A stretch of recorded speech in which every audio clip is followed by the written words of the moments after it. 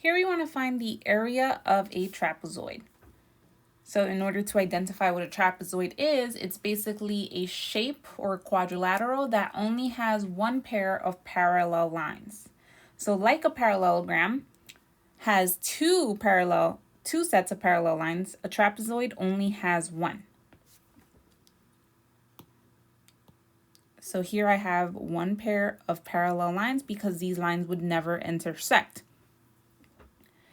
Now, our formula for the area of a trapezoid is basically taking into account two different bases, and that base, or those bases rather, would be those parallel lines. So notice here that the parallel lines are actually different, and that's why we are taking them into account. And then the height, just like triangles and parallelograms, is just the distance from the base to the very top of your triangle. So using the formula, area is going to be, we're going to take the two bases, so those numbers by the parallel lines,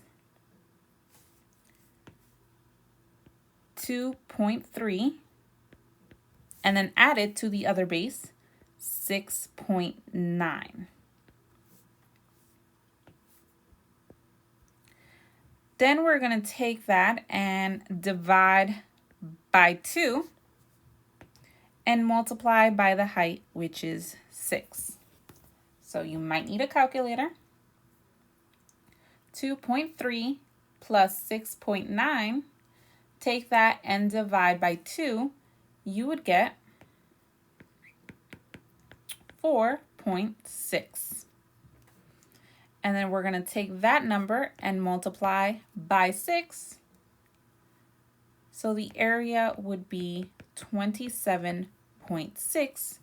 Instructions say to label units. We are using centimeters, and because we are dealing with area, we're going to have centimeters squared.